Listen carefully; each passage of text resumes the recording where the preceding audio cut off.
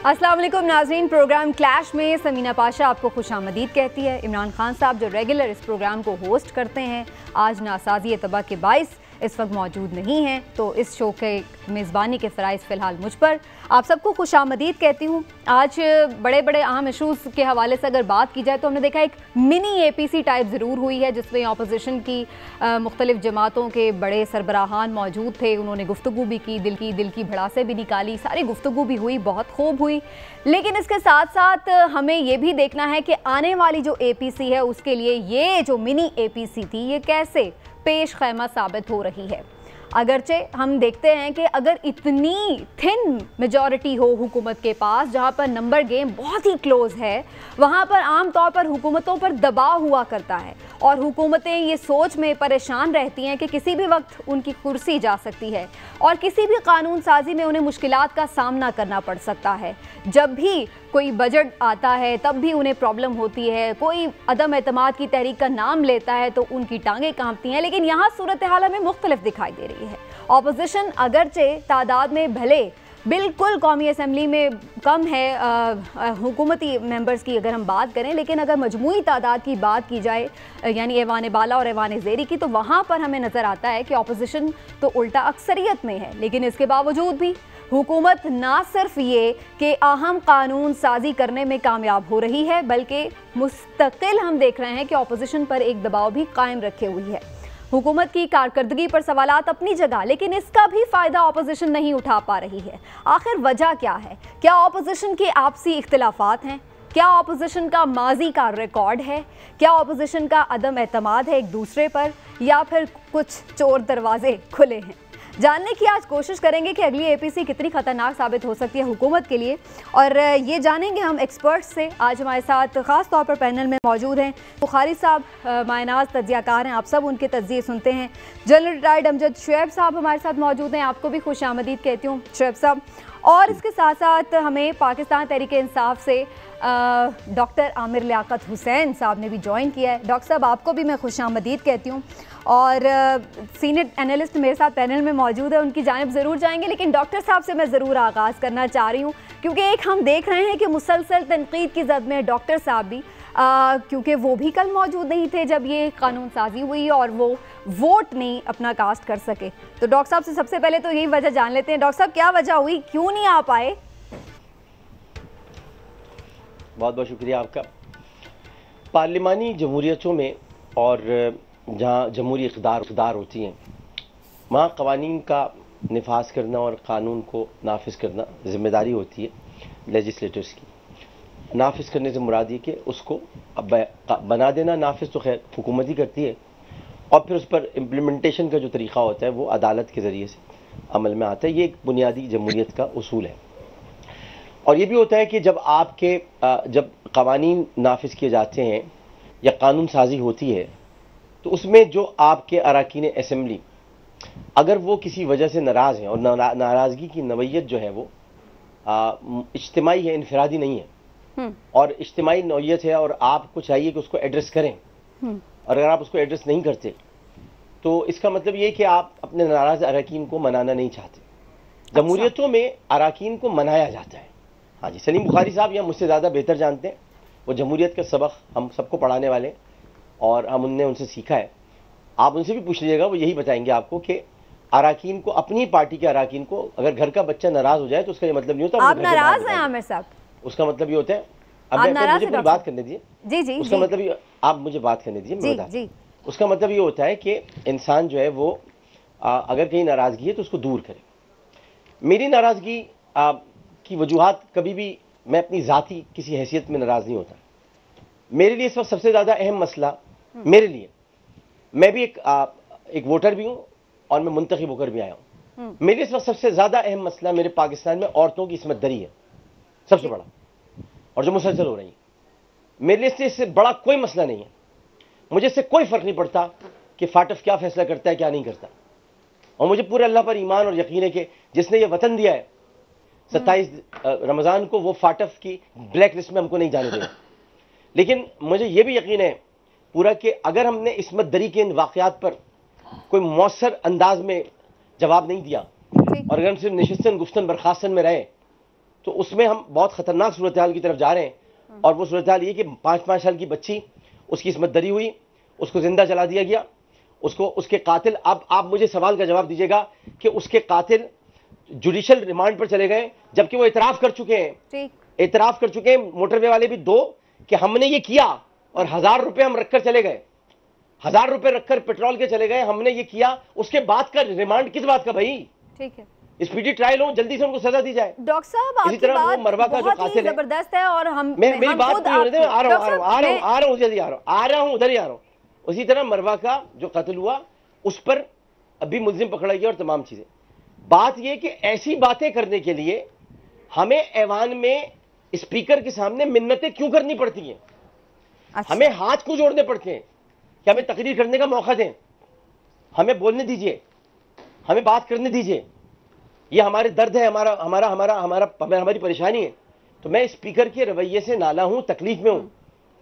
मैं असेंबली में बहुत कम बोलता हूं, और जब मैं बोलता हूं आपने देख लिया मैंने कैसा बोला है। हाँ, जबरदस्त बात ये कि कुछ चीजें ऐसी होती हैं कि जहां पर इंसान को ये ख्याल करना पड़ता है कि ये दर्द और तकलीफ के मराइल है, एक आदमी का हल्का है, उस हल्के में ये जुल्म है, उसे बोलने का मौका दिया जाए, उसे इतना बिल्डोज न किया जाए कि वो असेंबली आना छोड़ दे। और अगर वो असेंबली नहीं आ रहा है तो फिर पूछा जाए वो क्यों नहीं आ रहा। ठीक, सही है। तो ये आपका बेसिकली शिकवा जो था स्पीकर साहब से था कि उन्होंने आपको बोलने का इस मौके पे मौका नहीं दिया। लेकिन वैसे तो आपकी पार्टी भी, डॉक्टर साहब जब दोबारा आपके पास आती हूँ तो मैं इस पर ज़रूर आपसे कमेंट लूँगी कि पार्टी का भी आपके करीब तर मौक़िफ़ है, उनमें भी वही गमो गुस्से की लहर है। वज़ीर आज़म साहब ने बड़ा कैटेगोरिकली इस पर बताया कि वो बड़े सख्त सज़ा हामिल है। अगर आप एक शॉर्ट सा कॉमेंट कर दे तो मैं फिर आगे चलती हूँ।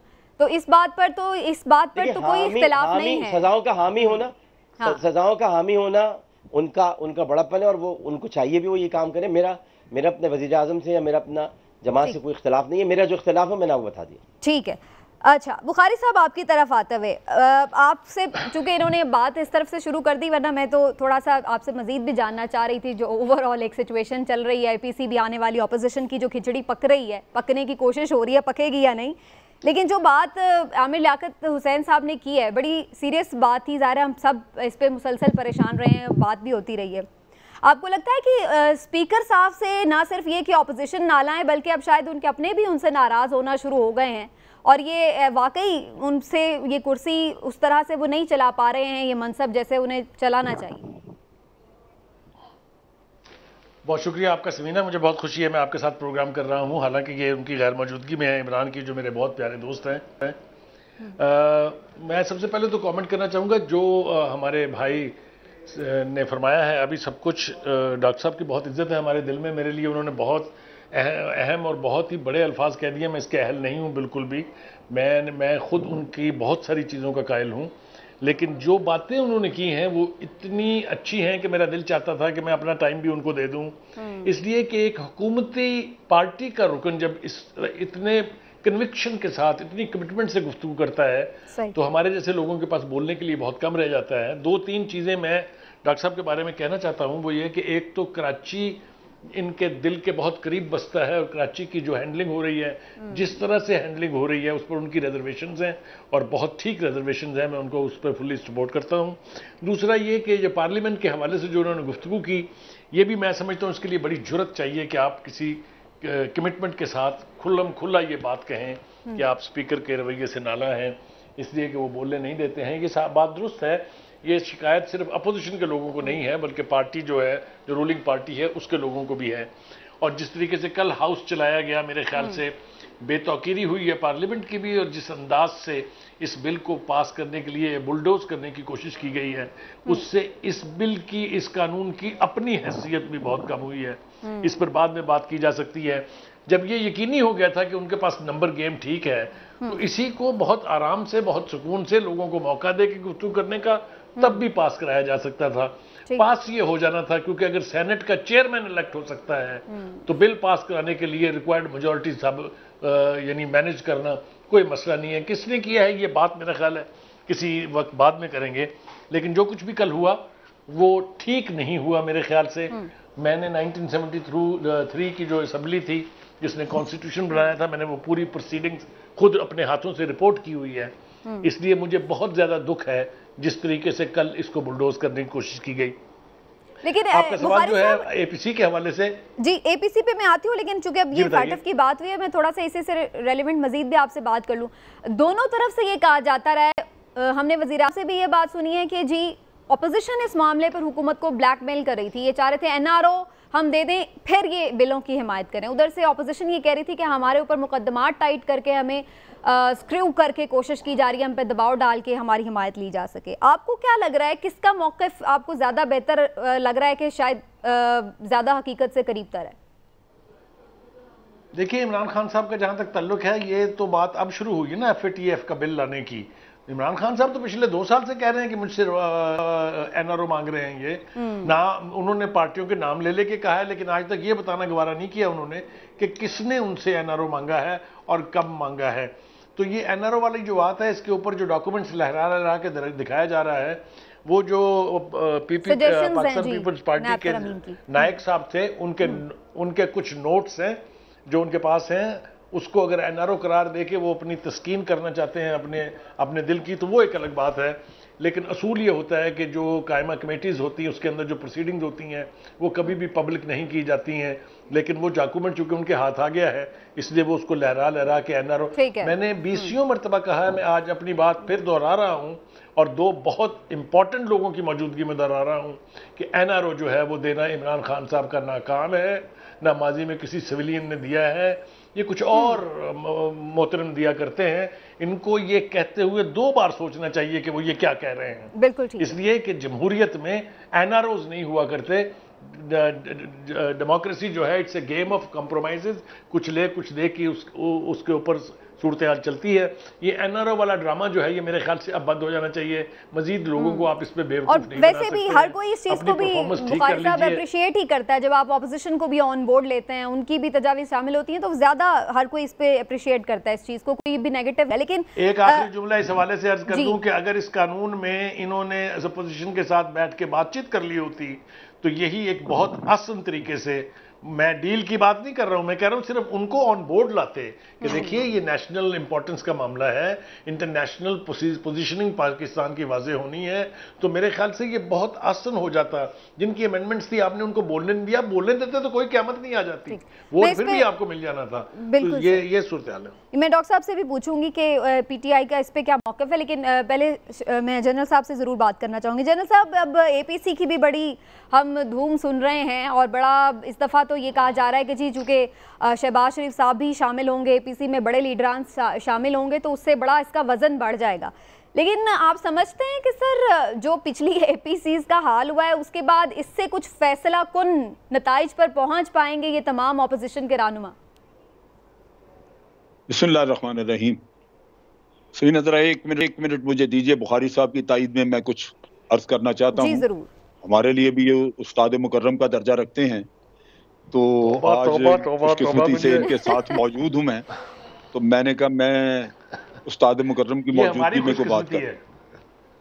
ये बिल्कुल आप दुरुस्त कह रहे हैं कि एनआरओ कोई मांगता ही नहीं। यहाँ पाकिस्तान में एनआरओ की ना जरूरत है, ना एनआरओ दिया जा सकता। ये गैर कानूनी अमल था जो एनआरओ दिया गया, और उस वक्त के चीफ जस्टिस साहब ने फिर उसको नल एंड वॉइड किया, जिसके बाद ये एक गैर कानूनी अमल बन गया। और एनआरओ ना कोई मांगता है, उसकी वजह बड़ी वाज़ेह है। जिन लोगों ने करप्शन की है वो पैसा भी खाना चाहते हैं और साथ अपनी सियासत भी बचाना चाहते हैं। उसके लिए जो बेहतरीन रास्ता है वो ये है कि प्रोसेस में से गुजर के जाएं।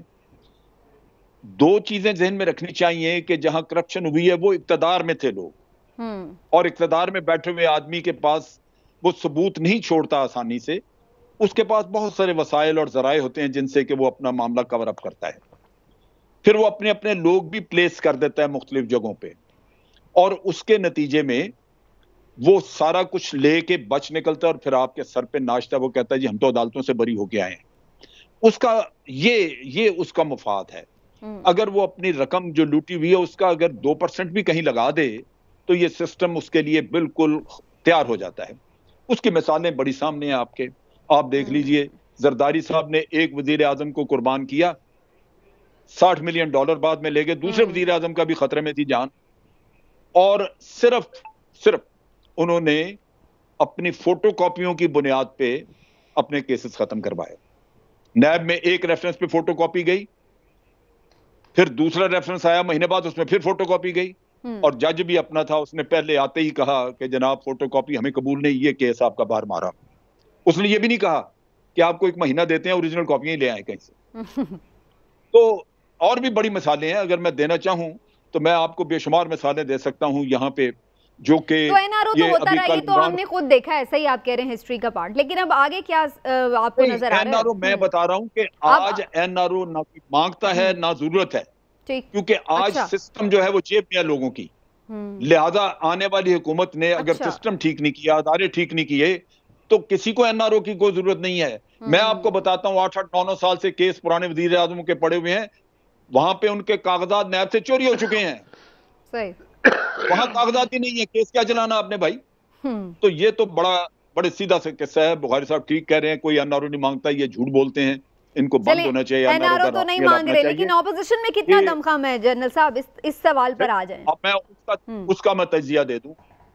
देखिए, मौलाना पहले दिन से तहस नहस का इरादा रखते थे कि जनाब आप असेंबलियों में जाएं ही नहीं, वहां पे आप हलफ ना उठाएं। उनका मकसद था कि ये सिस्टम आगे बढ़े ना, चले ना, और मैं हलफ लेके दोबारा इलेक्शन हो मैं आ जाऊं तो चले। अब मौलाना पे दर पे शिकस्तें खा के तो बिल्कुल शिकस्त खुर्दा और आज काबिल रहम हालत में है।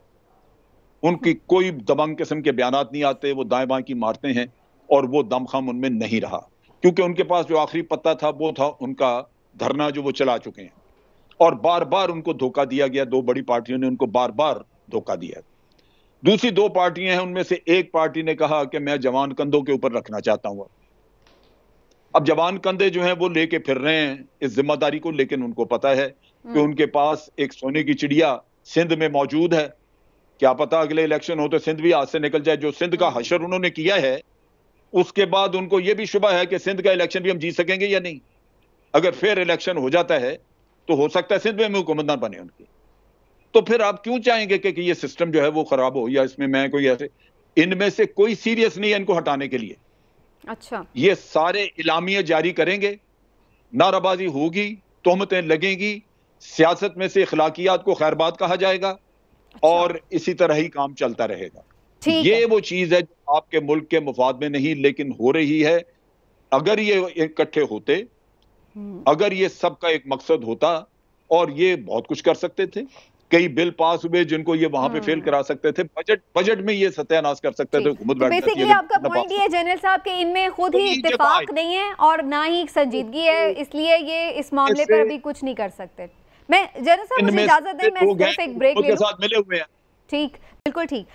ये भी बड़ा पॉइंट है कि क्या कुछ ऐसा तो नहीं कि इनके भी कुछ लोग उधर मिले हुए हैं, तभी तो हम देख रहे हैं कि नंबर्स इनके ज़्यादा भी हों तो वोट उधर से निकल आते हैं। तो वजह क्या है इस हेर फेर की, जानने की कोशिश करेंगे और साथ में देखेंगे कि ये वाली जो ऑपोजिशन की एपीसी है जो 20 सितंबर को अनाउंस की हुई है, इसमें कितना दमखम है, क्या इससे निकल सकता है, और हुकूमती सफ़ों में इसको लेकर के कितनी परेशानी है, ये भी जानेंगे एक ब्रेक के बाद। वेलकम बैक नाज़रीन। बड़ी दिलचस्प गुफ्तगू जारी है। जमहूरियत है हमारे मुल्क में, लेकिन इसके बावजूद भी क्या हो जाता है, क्यों बहुत सारी चीज़ें वैसे नहीं होती जैसे नज़र आ रही होती हैं, जानने की कोशिश कर रहे हैं, समझने की कोशिश कर रहे हैं। और एक दफ़ा फिर से आमिर लियाकत साहब की तरफ जाते हुए, डॉक्टर साहब जैसे अभी कुछ 1-2 पॉइंट्स तो अभी जनरल साहब ने भी आपके सामने रखे और बुखारी साहब ने भी रखे कि अपोजिशन से मुशावरत कर लेते हैं FATF के मामले पर। आप लोगों ने क्यों नहीं ऑन बोर्ड लिया उन्हें, जबकि ये तो कौमी सलामती के मामलात हैं, वो भी मुहिब्बे वतन है। आपको कोई अच्छी बात बताते। जी बिल्कुल दुरुस्त फरमाया। देखिए, मुकालमा, गुफ्तगू, बातचीत, ये भी जमहूरियत का एक हुस्न है। और भी जनरल साहब जिस तरह से फरमा रहे थे, बिल्कुल उन्होंने दुरुस्त फरमाया और तायद की बुखारी साहब की। ज़ाहिर है इसमें मेरी तरफ से कोई दूसरी राय नहीं है। दोनों बड़े हजरात फरमा रहे हैं वो सही है। लेकिन देखिए, एक बात मैं आज आपको बता दूं, यहाँ में आज मैं पता नहीं 3-4 दिनों से ऐसा हुआ है कि मैं हार्ट से बात कर रहा हूँ यहाँ से। अभी आजकल मैं लहजों से और ज़बान से बात नहीं कर रहा। एक बात मैं आपको सिर्फ इतना बता दूं कि साहिर लुधियानवी ने बहुत पहले कहा था कि कल और आएंगे नगमों की खिलती कलियां चुनने वाले, मुझसे बेहतर कहने वाले, तुमसे बेहतर सुनने वाले। कल कोई मुझको याद करे, क्यों कोई मुझको याद करे, मसरूफ ज़माना मेरे लिए क्यों वक्त अपना बर्बाद करे, मैं पल दो पल का शायर हूँ। ये पाकिस्तान आमिर लियाकत की वजह से नहीं बना, आमिर लियाकत पाकिस्तान की वजह से बना। ये पाकिस्तान आमिर लियाकत की पहचान है, और इस पाकिस्तान को कोई भी किसी भी सूरत में गुजन पहुंचाने की कोशिश करेगा तो आमिर लियाकत हो या ना हो, अल्लाह ताला इस मुल्क की हिफाजत खुद फरमाएगा और वो फरमा रहा है और फरमाता रहेगा। हम मुकालमा करें या मुकालमा ना करें, हम बात करें या हम बात ना करें, लेकिन एक बात बता दूं आपको, मैं बड़े दिल से आपसे बात कह रहा हूं। मैंने लोगों के चेहरे भी देखे, उनके अतवार भी देखे, उनके बदलते रंग भी देखे, और मैंने लोगों को इस तरह बदलते देखा है कि मैं खुद इस उम्र के इस हिस्से में आकर ये महसूस करता हूं कि मैंने क्या क्या देख लिया जो कि मुझे अभी नहीं देखना चाहिए था। अच्छा। लेकिन मैं उसके बावजूद इस बात पर यकीन रखता हूं कि आप मुकालमा करें या ना करें, अगर कहीं पाकिस्तान का मसला आएगा, देखिए जिस मुकालमे की बात हो रही है वो यही कि फैट बिल पर बातचीत हो जाती, लेकिन जिस वक्त भी मुल्क का मसला आएगा, वल्लाह बिल्लाह तल्ला मैं आपसे कहता हूं कि कोई अगर साथ देगा भी नहीं देगा, ये आपको गैब से फरिश्ते उतरते हुए नजर आ जाएंगे। ये मेरा एक ईमान, एक यकीन है। मैंने 65 की जंग में अपने बुजुर्गों से ये सुना है, ये वाकयात मेरे नाना ने मुझको सुनाया, सरदार अली साबरी ने, जिन्होंने कायद आजम को में खिताब दिया था, उन्होंने सुनाया कि हाँ हमने खुद बेटा 65 की जंग में बुजुर्गों को लड़ते हुए देखा है। वो सफेद कपड़े पहने हुए लड़ रहे थे फौज के साथ पाकिस्तान। तो जहां मुल्क को कोई मसला दरपेश होगा वहीं होगा, लेकिन जहां मुकालमे की बात है, मैंने हमेशा इस बात की हिमायत की है। बुखारी साहब जानते हैं, अमूमन अक्सर प्रोग्रामों में ये रहे, और मैं इन्हें कहा है कि मुकालमे के बगैर, गुफ्तगू के बगैर, बातचीत के बगैर आप कभी भी आगे नहीं बढ़ सकते, क्योंकि हम तो एनआरओ दे ही नहीं रहे। ये कुव्वतें तो कोई और है, हमें तो सिर्फ बात करनी है। हमें सिर्फ उस वक्त ये महसूस कराना है कि हम जो अवाम, जिन्होंने अवाम ने जिनको मुंतखब करके भेजा है, हम हर सीट की वैल्यू को अहमियत देते हैं, और हर सीट की वैल्यू को इस तरह अहमियत देते हैं कि उनसे बात करने को हम तैयार हैं। जमहूरियत में अपोजिशन का भी हिस्सा है, लेकिन ये फरिश्तों वाली बात आपने जो की है, इसको बाज लोग बड़े वैसे इन्वर्टेड कोमास में भी यूते हैं। बुखारी साहब मुझे भी तो कुछ समझाएं, आपका तो 50 साल से जायद का तजुर्बा है, ये कैसे जादू कैसे हो जाते हैं, ये मैजिक कैसे हो जाते हैं, अक्सरियतें अक़लियतों में बदल जाती हैं? ये क्या ऑपोजिशन के कुछ लोग इनके साथ मिले हुए तो नहीं है जो दोनों तरफ से खेल रहे हैं, दोनों टीम्स की तरफ से? ये क्या गेम है, कुछ हमें भी समझाएं। देखिए ये बहुत ही टेढ़ा सवाल है। इसका जवाब कई दफ़ा मेरे साथ बैठ के प्रोग्राम में जनरल साहब ने भी दिया है, खुद आमिर साहब ने भी दिया है। मैं कोशिश करता हूँ इसको सम अप करने की। देखिए जो हमारे मुल्क की जो अपोजिशन है, चाहे वो आज की है, चाहे वो इससे पिछली हुकूमत की थी या उससे पिछली हुकूमत की थी, वो सारी कंप्रोमाइज्ड लॉट ऑफ पॉलिटिशियंस होती हैं। एक हमने जो स्ट्रॉन्ग तरीन अपोजिशन देखी थी, जनरल साहब को याद होगा, वो थी भुट्टो साहब के दौर में, जिसको लीड किया था मुफ्ती महमूद ने, जैसा भी था वो, और नवाबजादा नसरुल्लाह खान, वली खान जैसे लोग थे जो किसी न किसी उसूल पर सियासत करते थे, जिनके अपने कच्चे चट्ठे जो हैं वो इतने पोल्यूटेड नहीं थे जितने आज के हर सियासतदान के हैं।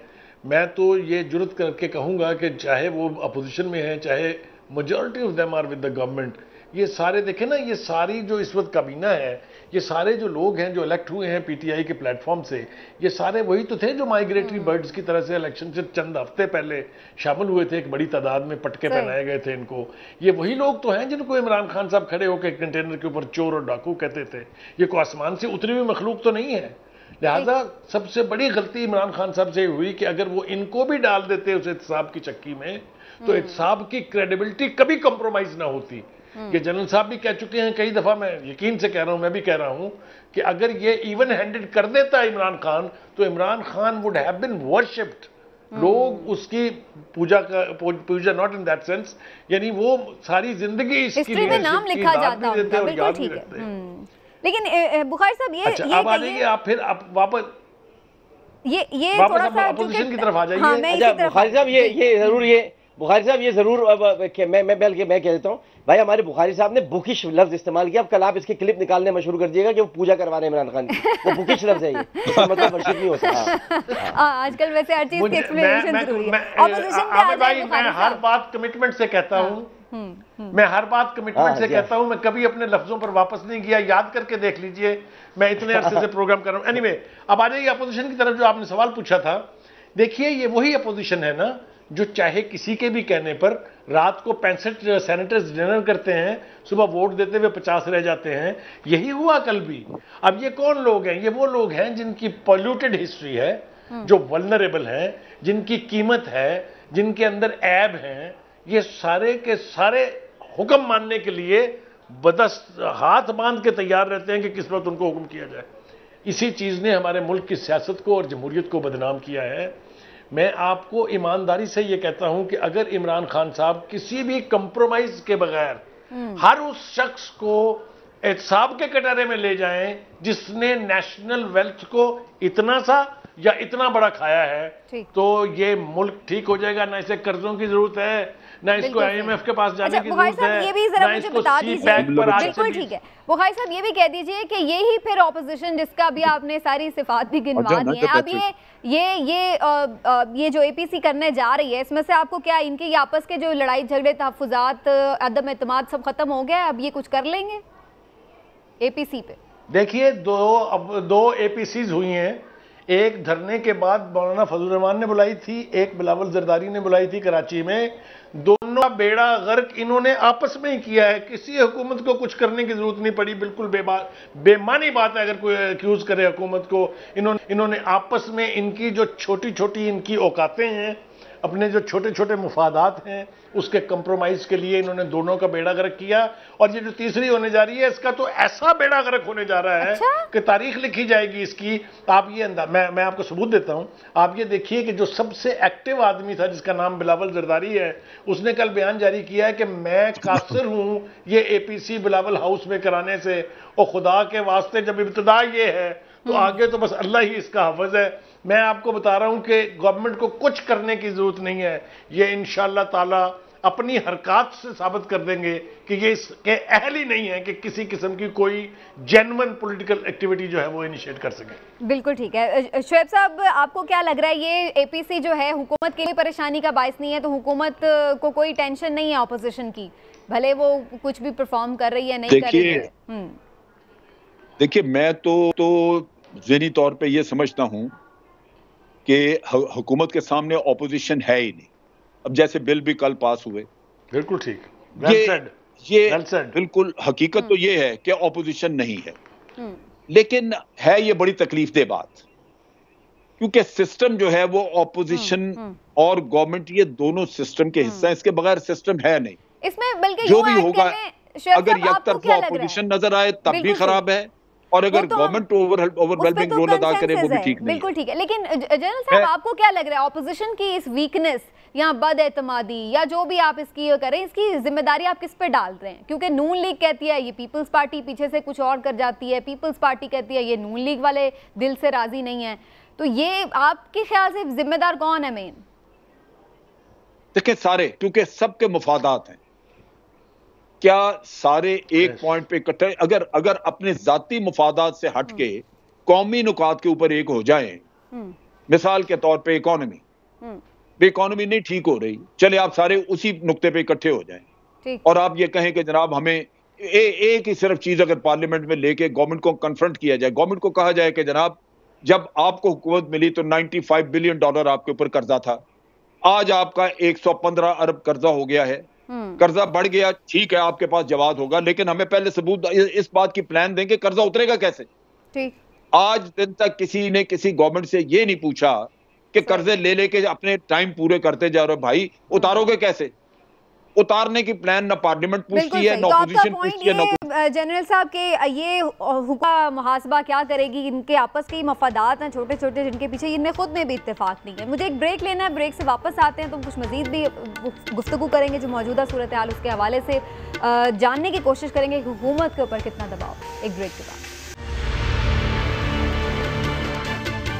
वेलकम बैक नाजरीन। बिल्कुल चंद मिनट बाकी हैं प्रोग्राम के, मैं चाहूँगी कि तीनों मेहमानों से शॉर्ट कमेंट ज़रूर ले लूँ। डॉक्टर साहब, लास्टली बता दीजिएगा कोई परेशानी है आपको ऑपोजिशन की इस वक्त?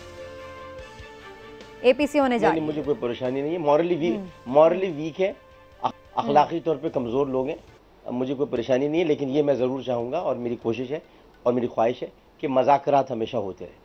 ठीक, अहम इशूज़ पे बातचीत होनी चाहिए।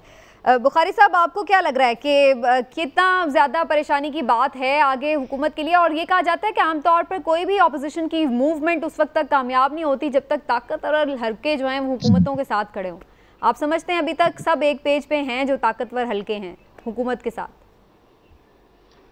देखिए, इसमें तो कोई खैर शुबा नहीं है, जब तक ये है ऐसा है उसी वक्त तक ये हुकूमत जो है वो कायम रहेगी और ऐसा होना चाहिए।